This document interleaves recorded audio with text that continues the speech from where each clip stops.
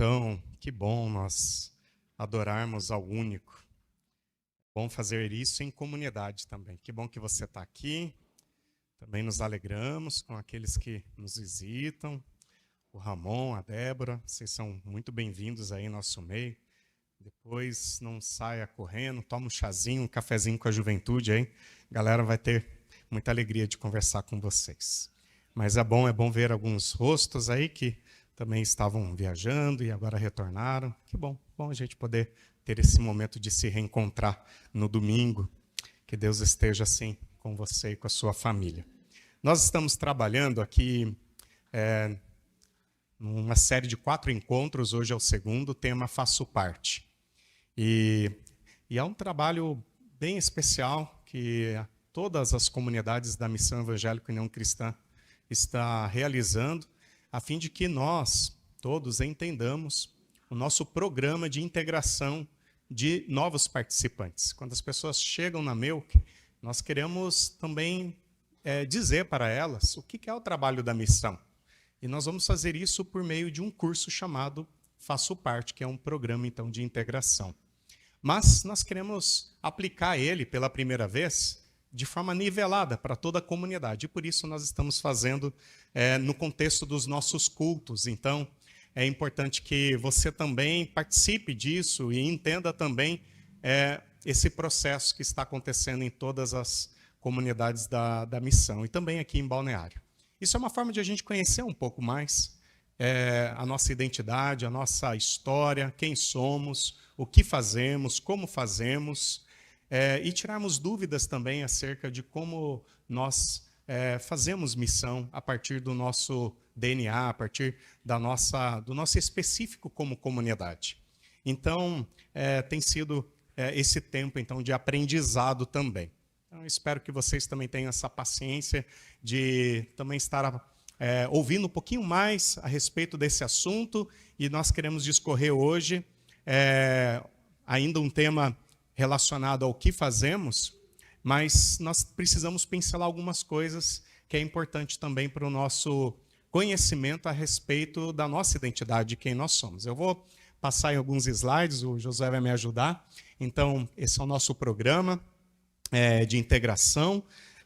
Como eu já disse, o Faço Parte é um convite para a gente entender melhor o que significa viver e fazer parte aqui da nossa comunidade, sobretudo o que fazemos, o nosso compromisso com Cristo e também uns com os outros, porque nós não fazemos nada sozinho. Pode passar também o próximo slide. Aqui, então, nós buscamos entender que a comunidade não é um público de meros ouvintes, espectadores. Nós não queremos que quem participa da missão seja apenas um espectador, como vai no cinema assistir um filme.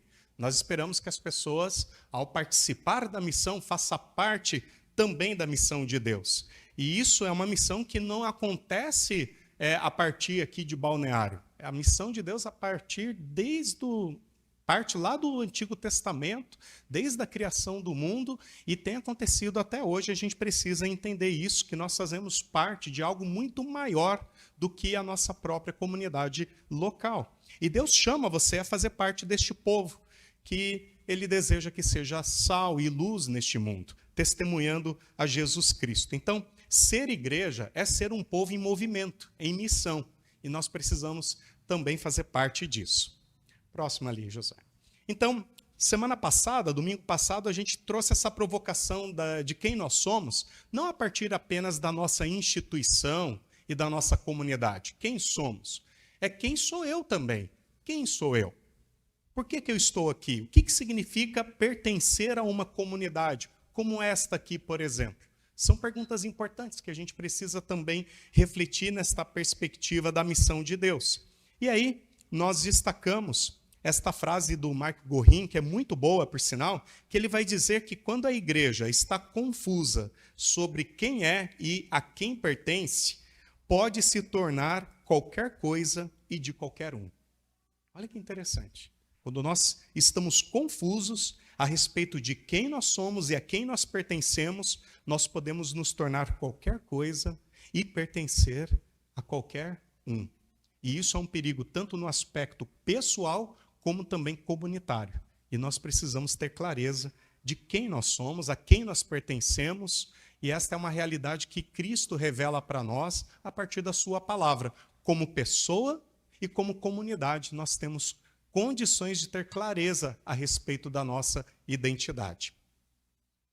A partir disso, nós temos uma definição de quem somos como comunidade. Nós somos uma comunidade chamada por Deus para viver e anunciar o evangelho com fé, amor, serviço e missão. Olha só, uma definição simples, mas que traz clareza de quem nós somos como comunidade. Aquilo que desejamos ser todos os dias. Uma comunidade que primeiro tem clareza de que nós não existimos e não fazemos o que fazemos a partir de méritos próprios ou porque nós nos autoescolhemos, né? Não, nós somos chamados por Deus. Deus nos escolheu. Ele chamou você. É um convite do amor de Deus para vivermos com Ele, para Ele e por Ele, evangelizarmos, anunciar o Evangelho com fé, com amor, com serviço, porque a fé, ela precisa também se manifestar de forma prática, relacional e também de forma visível na vida das pessoas, por meio de serviço e também missão. E aí eu quero, com isso, traçar uma linha do tempo aqui com a gente, para a gente entender como é que nós chegamos até aqui. Afinal de contas, né? Surgimos do acaso aqui em Balneário? Não. A que esta comunidade local aqui em Balneário, ela tem uma linha do tempo, ela tem uma história que nós precisamos entender um pouco. E é bem interessante, se você pegar um livro que foi organizado pelo missionário Lodemar, Diga ao Povo que Ande, ele trabalhou isso de uma maneira muito, muito bonita e cuidadosa, de organizar a história da Missão Evangélica União Cristã, que tem uma história de 100 anos aqui no Brasil, a partir de uma história que vai para além dos 100 anos dela, em 2027 completa 100 anos, aqui no Brasil. A nossa história está bem anterior a isso, porque nós fazemos parte de algo maior. E é importante que a gente entenda assim também, porque senão a gente começa a desenvolver vaidades institucionais, sabe? A gente acha que a igreja certa é só a nossa. Não, nós fazemos parte de algo que está para além, inclusive, do nosso CNPJ. E nós precisamos entender essa linha do tempo também. E nessa linha do tempo, ali no livro, ele está até organizado desta maneira, ele vai sinalizar que a nossa história começa em Jesus Cristo. Nós precisamos entender quem nós somos a partir da pessoa de Jesus Cristo. Porque ele veio nos trazer a salvação. Mas salvação do quê? Gente, quando o mundo foi criado por Deus, o ser humano pecou. O ser humano, ao pecar, ele se afasta de Deus e ele precisa ser resgatado por Deus, porque ele não consegue encontrar sua própria salvação. E Deus estabelece um plano de redenção para esse ser humano que vai ter como o ponto ápice deste plano redentivo na pessoa de Jesus Cristo. Então, nós trabalhamos inclusive isso, né? Domingo passado, essa reflexão do que o pecado ocasionou na nossa vida, a destruição que ele trouxe e de que nós mesmos não conseguimos alcançar uma salvação, mas ela foi ofertada pelo próprio Cristo. E aí, a partir de Jesus, ele convida a sua igreja, que vai ser o seu novo povo. O povo de Deus não é mais o povo de Israel, é a igreja, se chama igreja, que vem da palavra eclésia, que significa um povo escolhido por Deus, que vai exercer aquilo que nós chamamos de sacerdócio real. Seremos representantes de Deus, embaixadores de Cristo nesta terra. É como se nós agora fôssemos o próprio corpo de Cristo neste mundo, e do qual ele vai realmente assim nos chamar, para sermos membros do seu corpo, do qual Cristo é o cabeça. Cada um de nós fazemos parte deste corpo, da igreja. E a marca da igreja é o id, que Jesus estabeleceu lá em Mateus 28. Ide por todo mundo e anunciai a boa notícia. E nós temos este id como a nossa missão, é o que nos define como igreja. Ser igreja tem que estar em movimento. Nós somos igreja a partir do momento que nós estamos cumprindo o id de Jesus, anunciando esta boa notícia de salvação, de que as pessoas não precisam mais viver no pecado, estar condenadas no pecado, porque Jesus veio para salvá-las. E é necessário agora este anúncio chegar a todos os perdidos.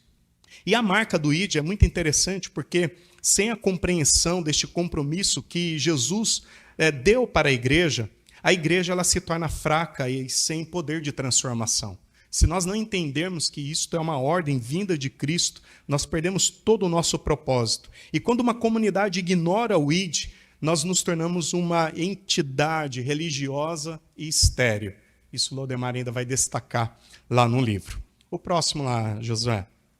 Olha só, nesta linha do tempo, então, nós vamos chegar, depois de muitos anos que a igreja começou, lá em Atos dos Apóstolos, a partir do anúncio de Jesus, do envio de Jesus, de que a igreja deveria levar esta missão a sério, levando o evangelho, a boa notícia de salvação para todos os povos, até os confins da terra, os anos foram se passando. A igreja ela começou a ter práticas bem perigosas, justamente por ela se institucionalizar, e então, com o passar do tempo, foi necessário acontecer um processo que a gente chama de reforma. Isso começou bem antes já de Martinho Lutero, muitas pessoas já refletiam aspectos que a igreja estava, caminhos, que a igreja estava trilhando, que não estava fazendo nada bem para ela. E então Martinho Lutero ele vai ser este homem que vai trazer de uma forma bem enfática a necessidade de uma reflexão diferente da igreja naquele momento, que estava concentrando muito poder em pessoas. E especialmente pensando a própria salvação, inclusive manipulando o processo de salvação ou de compreensão de salvação para as pessoas por meio de práticas bem complicadas que envolviam inclusive a compra da salvação, a compra de um lugarzinho no céu, as chamadas indulgências. E aí Martinho Lutero estabelece um princípio bíblico, ou reforça o princípio bíblico de que a salvação ela vem somente pela graça, somente pela fé e somente por Cristo. E aí, pode passar o próximo ali, nós vamos ter o que é conhecido como as 95 teses fixadas por Lutero na igreja de Wittenberg. E olha só, quando ele fez isso, gente, Lutero ele estava querendo dizer o seguinte: as cerimônias religiosas não bastam, elas não trazem salvação. Esta acontece através da graça de Deus que justifica o pecador arrependido. A salvação ela é por meio da graça e não por meio de cerimônias religiosas. Elas precisam ser compreendidas a partir de um Deus que justifica o pecador que se arrepende. Mais do que isso, a igreja precisa redescobrir o seu compromisso com Deus. A igreja precisa ser luz e ser sal neste mundo. A igreja é responsável pelo reto ensino da palavra de Deus. E as pessoas precisam mais do que simplesmente serem batizadas. Essa compreensão ela precisava se tornar clara.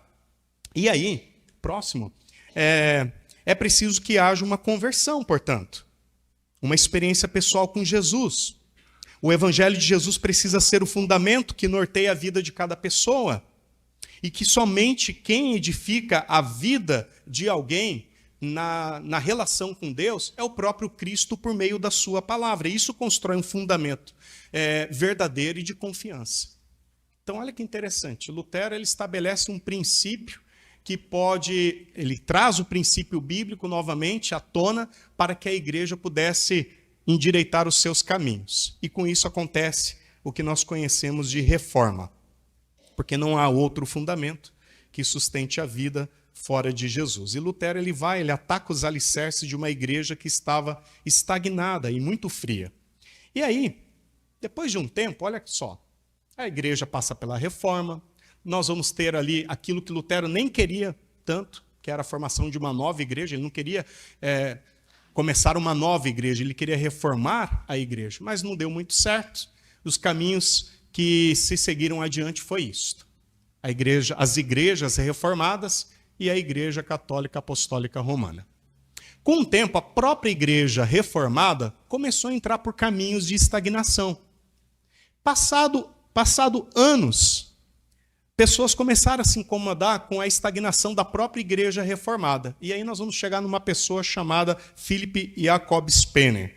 Ele vai surgir ali nos anos de 1600 com uma proposta que faz parte, então, deste movimento pietista que nós conhecemos, da onde se origina a Missão Evangélica União Cristã, mas olha só o que ele trazia na sua proposta. Vê se isso faz sentido para você hoje.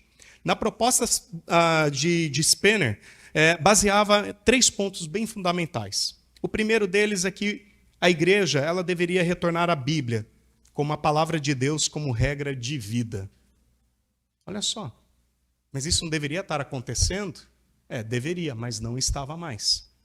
Segundo, as pessoas precisam ser chamadas ao arrependimento, à conversão. E terceiro, as pessoas precisam ter uma fé pessoal que se confirma na conduta de vida, na santificação e na comunhão com os crentes em Jesus Cristo. E a partir disso, ele vai escrever, ali em 1676, o Pia Desideria, que é um fundamento, um livro que nós temos alguns princípios do próprio movimento pietista, que eu destaco pelo menos 6 deles que faz sentido, inclusive, até hoje. A palavra de Deus deve estar mais presente na vida das pessoas. Você concorda que isso faz sentido ainda hoje? Que a palavra de Deus precisa estar mais presente na vida das pessoas. Segundo, deve ser introduzido e praticado o sacerdócio geral de todos os crentes. Ou seja, a missão de Deus não deve acontecer apenas por um grupo, um clero, mas onde todos são convidados a fazer parte deste movimento. Isso tem que ficar claro também nos nossos dias. Terceiro, é necessário que o cristianismo seja mais prático e ativo, porque senão ele se torna incoerente. Fica no discurso, no blá, blá, blá, a gente prega, tá. E no dia a dia, como isso se concretiza na prática? Então, a nossa fé ela precisa ser evidenciada de forma prática e ativa. Também quando nós vamos pensar o amor ao próximo, o serviço, o exercício dos dons. Quarto, nas discussões religiosas deve prevalecer o amor. Olha só. Por que isso foi fundamental para aquele tempo? Ele não queria rachar a igreja reformada. Ele queria trazer esta reflexão da necessidade da igreja acordar daquela estagnação, daquela letargia espiritual e ficar atenta, porque senão nós iríamos voltar justamente aos problemas que Lutero enfrentou com a igreja lá nos anos de 1500. Então, nas discussões religiosas, que prevaleça o amor, para que não se racha, para que o corpo de Cristo não se divida. Quinto, mudança no currículo nas escolas e universidades de formação de pregadores. Isso foi muito interessante que começou a acontecer a partir também deste movimento, de trazer, inclusive, esta vivência prática, relacional do evangelho também entre os próprios pregadores. Quer dizer, algo de errado estava acontecendo na vida dos próprios pregadores, e eles deveriam levar em consideração a vida piedosa no dia a dia.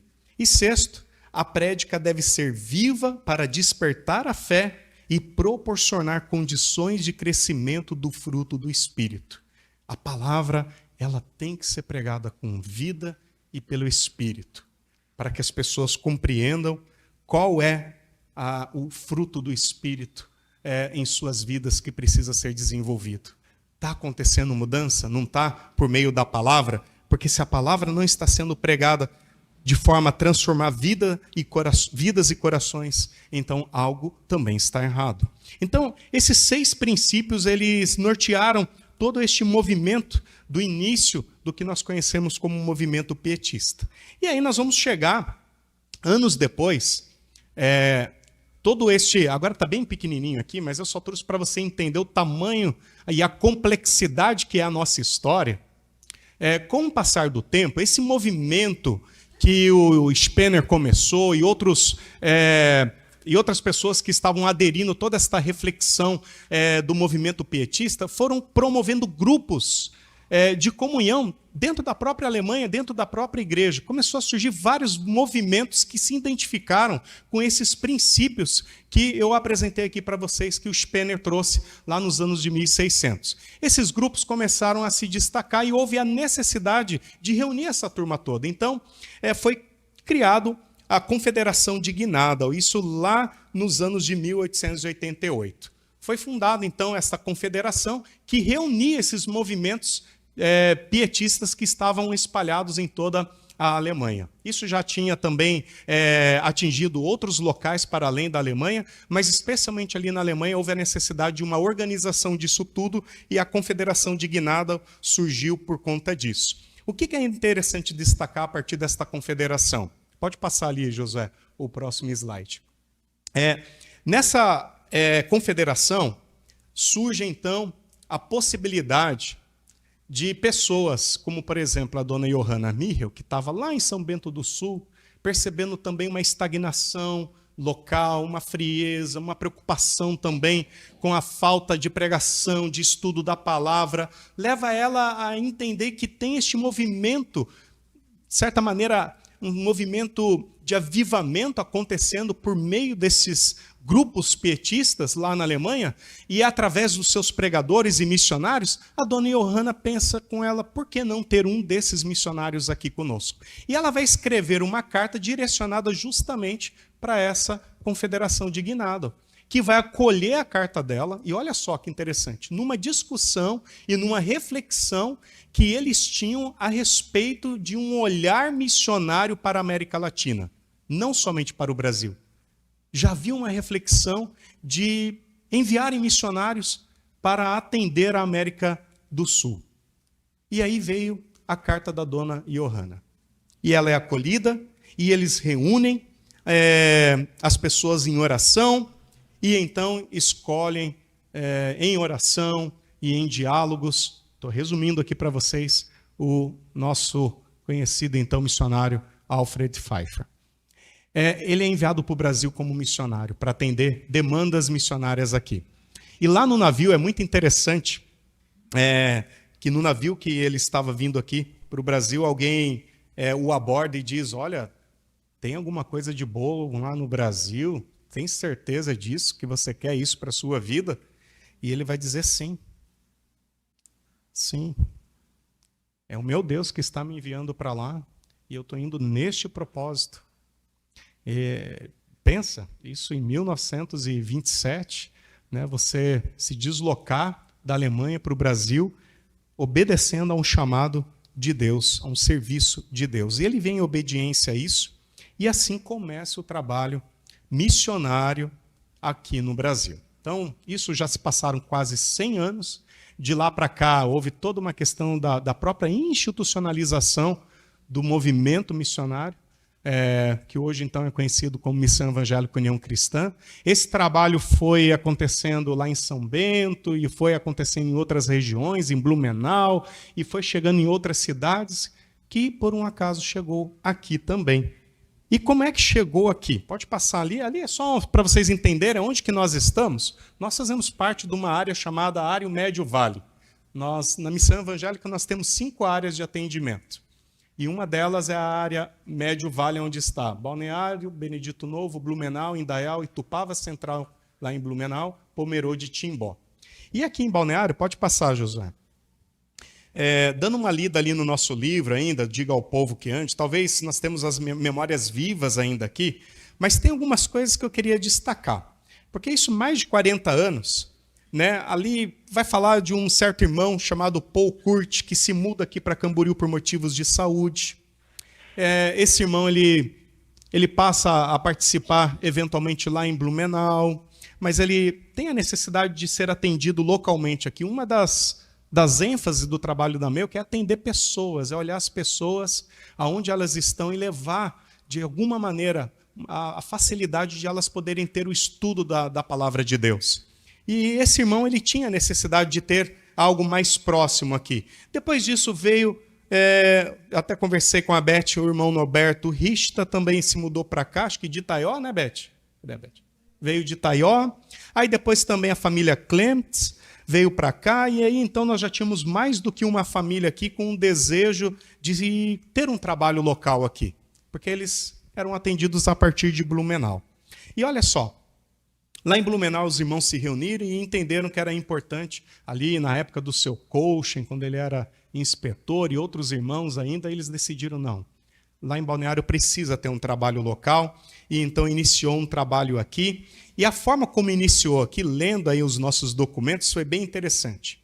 O pastor ali de Itajaí foi consultado a esse respeito, do que daria para ser feito aqui em Balneário, e esse pastor lá de Itajaí, ele disse para os irmãos da diretoria da missão o seguinte: olha, vocês podem até tentar, mas eu já vou dizendo, esse chão de praia ali em Balneário é chão duro. É chão duro. Vocês que sabem, tá com vocês. Se vocês acham que é bom e certo, podem tentar. E Deus assim conduziu, mesmo considerando o chão duro aqui, no entendimento desse pastor de que as pessoas estavam talvez bem resistentes a ouvir a palavra de Deus, o trabalho aqui começou. Eu sei que de lá para cá houveram várias situações, vários problemas, naturalmente, altos e baixos, mas nós chegamos até aqui, 2025. E você está aqui hoje fazendo parte dessa história.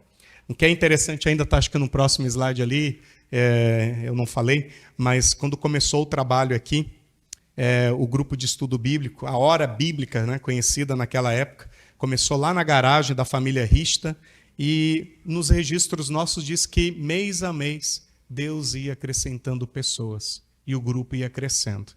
Então, mesmo sendo um chão, um solo duro, o Espírito Santo trabalha e transforma. Porque qual chão não é duro? Qual solo não é duro? Qual coração não é endurecido para Deus? Mas não o suficiente para resistir àquilo que o Espírito Santo pode fazer na nossa vida. E isso é bonito também de a gente ver na nossa história, que as pessoas não se acovardaram a ouvir que aqui era uma cidade difícil de trabalhar, né? Há algo difícil demais para Deus? Não há. Difícil, o Senhor, o que era impossível para nós, o Senhor já fez. Então, assim começou o trabalho aqui. E é muito interessante que nessa história tem coisas bonitas, como, por exemplo, a conversão da irmã Érica Kirsten, depois a doação de um terreno, contribuições da GBM, da Suíça, irmãos da Suíça, de Blumenau, irmãos aqui da própria cidade, que possibilitou a doação, né, do terreno e a construção, então, de uma sede para começar o trabalho. E de lá para cá, muitas outras coisas aconteceram, a construção do prédio aqui do lado, todo um movimento de generosidade, de irmãos que oram, que ofertam com amor, com carinho, com este trabalho. Mas nós sabemos que o nosso trabalho não é sobre tijolos, nosso trabalho é sobre pessoas. E é nessa perspectiva de pessoas que nós precisamos considerar como é que nós chegamos até aqui. Veja, você está aqui, mas antes de você estar aqui, alguém já esteve antes de você. E o dia que nós passarmos, né, e nós vamos passar, ou como diz o poeta, uns passarão, outros eu passarinho, né? Mas nós vamos passar, outros virão. E a obra de Deus vai continuar, gente. Porque nós fazemos parte de algo maior, e é isso que precisamos compreender.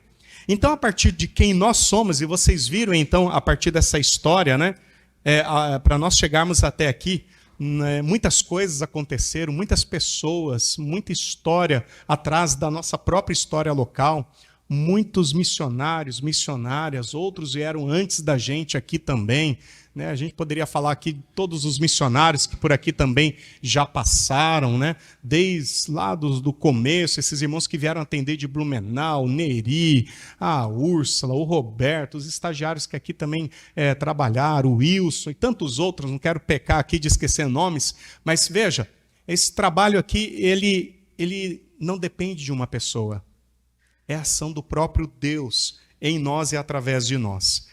Então, nós precisamos agora refletir a partir de quem nós somos, o que fazemos, afinal de contas. E aí, vale a pena a gente olhar de novo para o texto de 1 Pedro 2,9.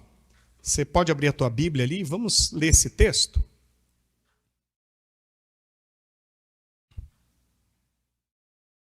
Primeira Pedro, capítulo 2, versículo 9.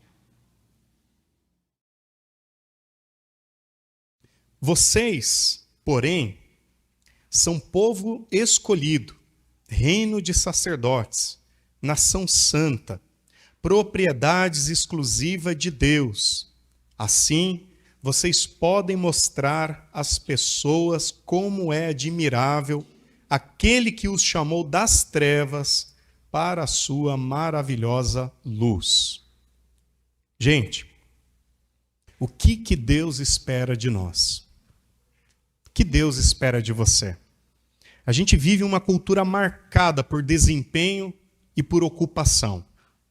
O valor das pessoas e das próprias comunidades é medido muitas vezes pela produtividade, pelo movimento, pelo engajamento.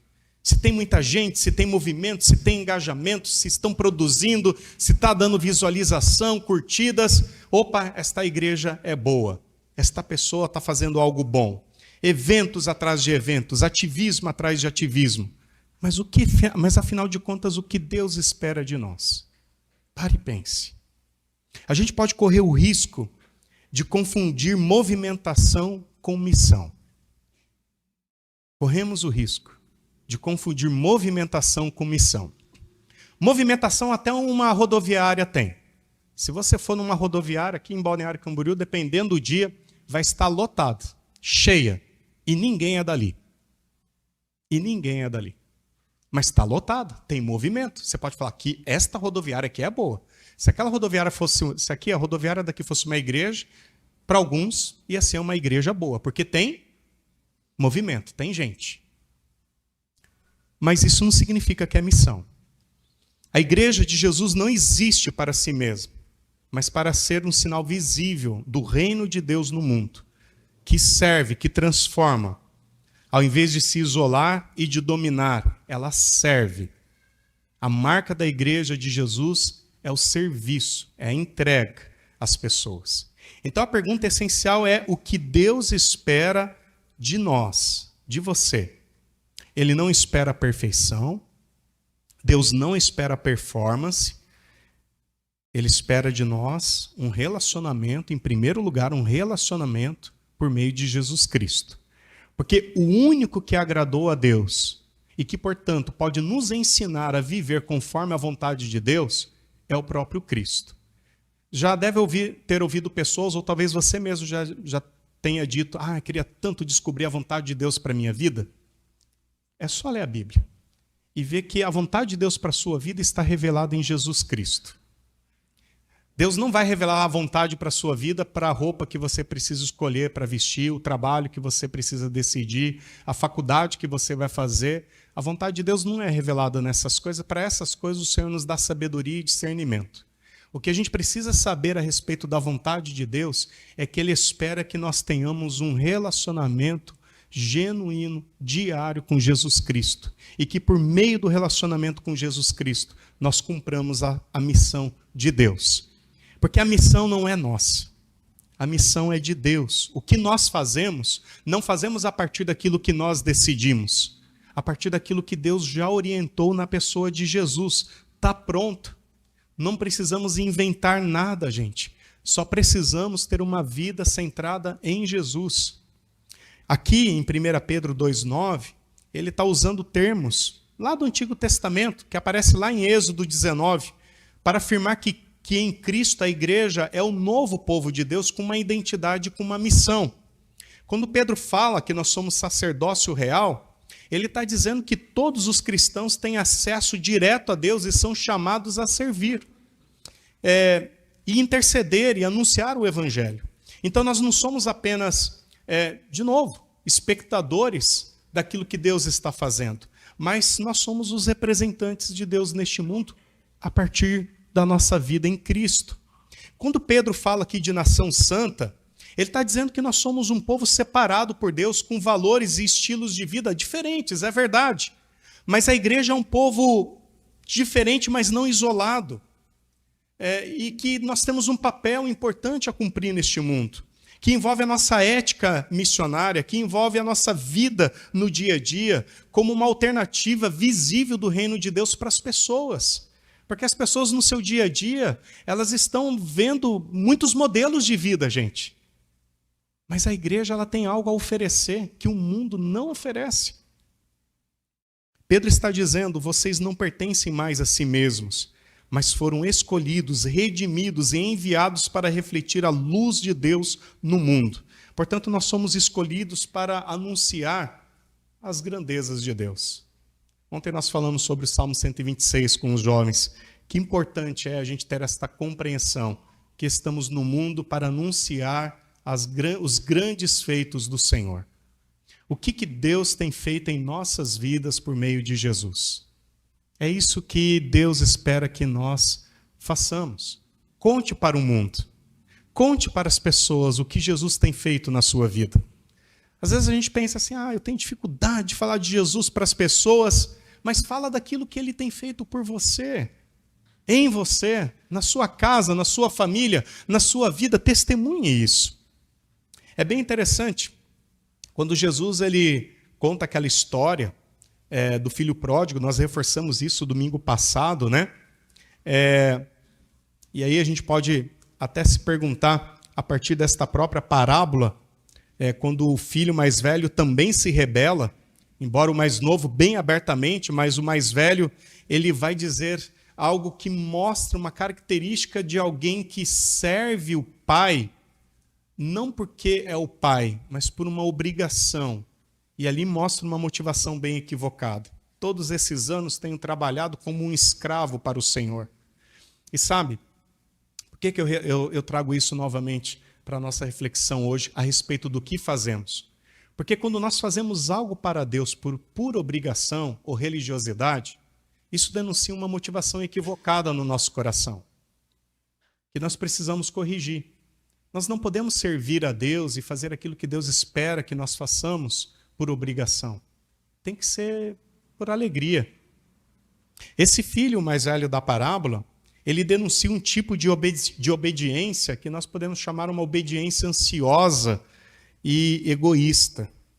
É uma obediência ansiosa porque ele vive com medo de falhar e com o coração bem ansioso por controle, para exercer um dispositivo de servir a Deus não por amor, mas por barganha. Olha, eu estou servindo, eu estou trabalhando para o Senhor todo esse tempo e tu não me deste nem um cabrito. E é interessante que a parábola começa dizendo que o pai, quando o filho mais novo pediu a sua parte da herança, o pai pegou e dividiu para os 2 filhos. E agora está lá esse filho. Olha como que é complicado quando a nossa mentalidade de escravo, né, está presente. Ele nem se dá conta que o que o pai já tinha lhe dado. E ele traz essa insatisfação perante o pai. Eu trabalhei como escravo e nunca me deste um cabrito. Então é um tipo de obediência ansiosa e egoísta, porque faz tudo esperando uma certa recompensa. Por que nós fazemos o que fazemos? Devemos fazer o que fazemos por amor. Uma resposta de gratidão àquilo que Deus já fez por nós. E você já parou para pensar que se você servisse a Deus, porque você já é aceito por Ele, já é amado por Ele. Se você obedecesse a Deus, não para fazer uma barganha com Ele, mas porque você entende que Ele já deu tudo por você. Então a nossa mentalidade muda. Nós não serviremos mais a Deus como um escravo, mas como filhos.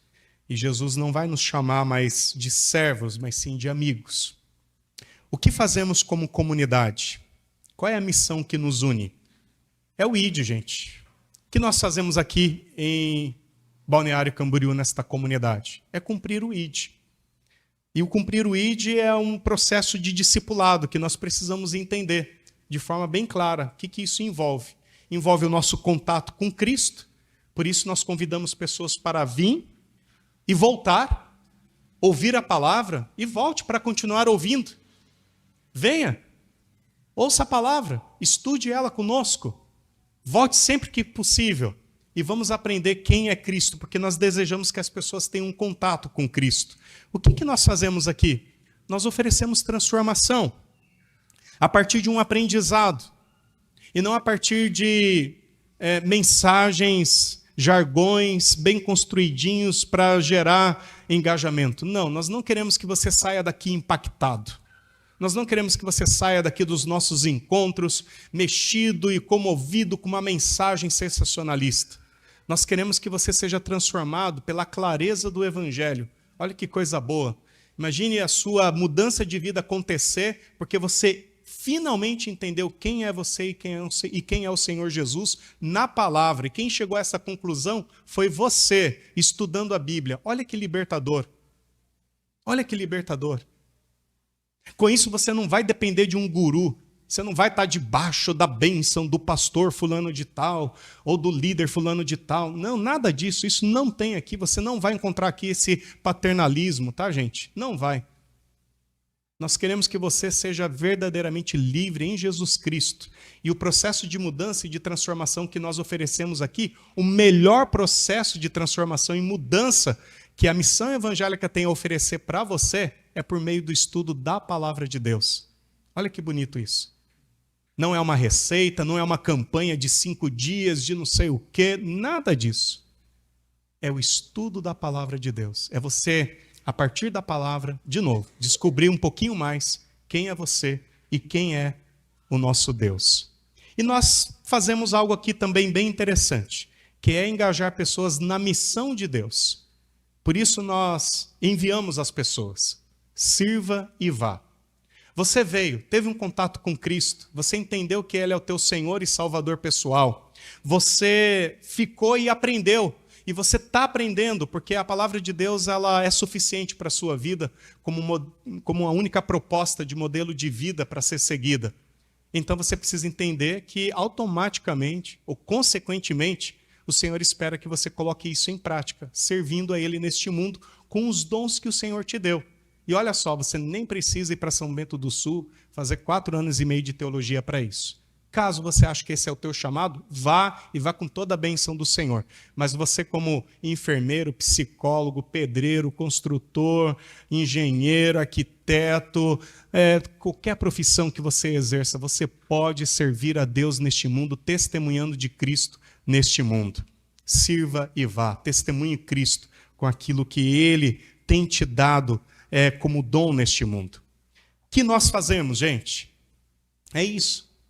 Nós queremos que vocês entendam que nós não oferecemos programações, que os nossos cultos, os nossos eventos especiais são espaços de acolhimento, de comunhão, de louvor, de palavra, de encontro com Deus. Que os nossos estudos bíblicos e discipulados são o nosso tempo de formação continuada, onde nós desejamos que as pessoas sejam transformadas de dentro para fora, com aprofundamento bíblico.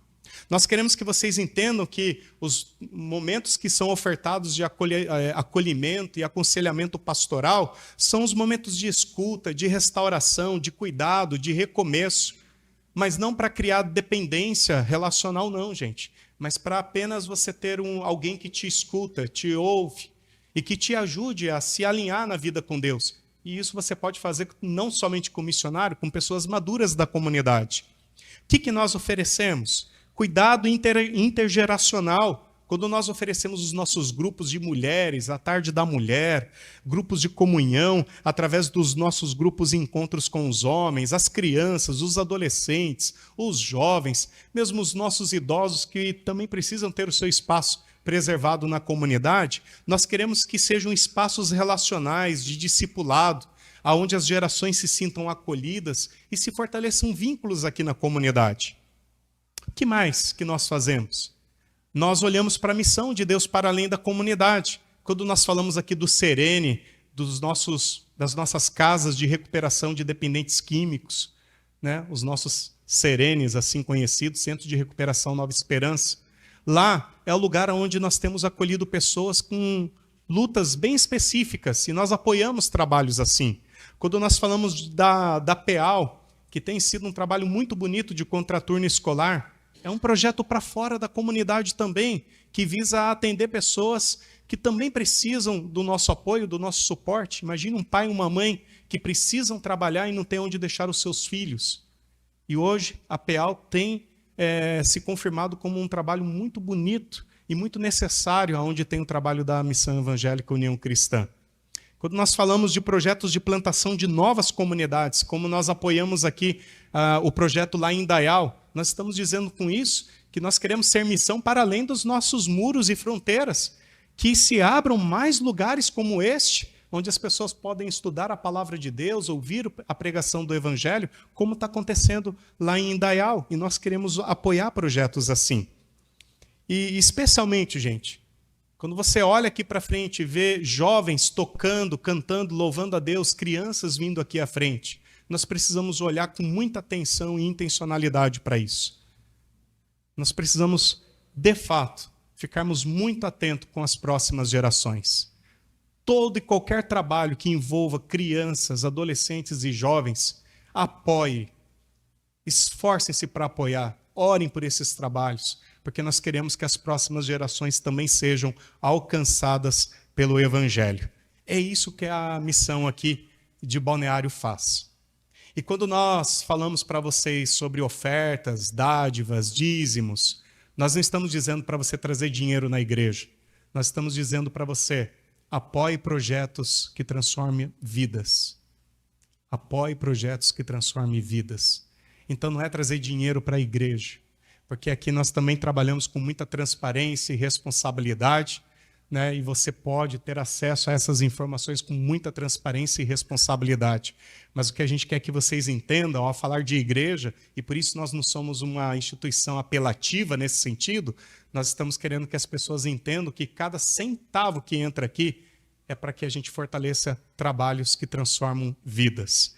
É isso que a Melk faz, gente. E eu queria deixar essa palavra de encorajamento para você. Que você possa entender que Deus também te chamou a fazer parte desta comunidade. Que na prática isso significa você fazer parte deste movimento de caminhar com Cristo e ser um discípulo de Jesus Cristo neste mundo, fazendo parte de uma comunidade. Que aqui você entenda que é um local onde você aprende sobre a oração, sobre esse relacionamento com o Pai, sobre a palavra como alimento e direção para a sua vida, sobre comunhão uns com os outros, onde você partilha a vida e conhece outros discípulos de Jesus que estão enfrentando lutas muito parecidas que as suas. Que aqui você seja encorajado a ser uma testemunha fiel de Jesus no mundo. De novo, falando o que Jesus tem feito na sua vida. Deus te chama a ser essa testemunha. Atos 1:8, recebereis poder e sereis minhas testemunhas. Então, meu desejo é que vocês sejam testemunhas de Jesus. É isso que Deus espera também de você. Perguntas para você pensar na semana. Você tem caminhado com Jesus? Ou tem sido apenas um mero espectador do que ele tem feito? Você tem caminhado com Jesus? Ou você tem apenas se aproximado ocasionalmente da presença dele? Você tem buscado crescer como discípulo de Jesus? Você tem vivido como testemunha ou apenas como um simpatizante de Cristo? Você tem servido ou você tem apenas assistido? Você se entende como sacerdote real, parte ativa da missão de Deus? Leve essas perguntas contigo, ore sobre isso. Deixe Deus falar ao seu coração e o Espírito de Deus também te fortalecer para que você faça parte da missão de Deus. Amém? Vamos ficar de pé, eu quero fazer uma oração. O pessoal da banda vai cantar mais uma música.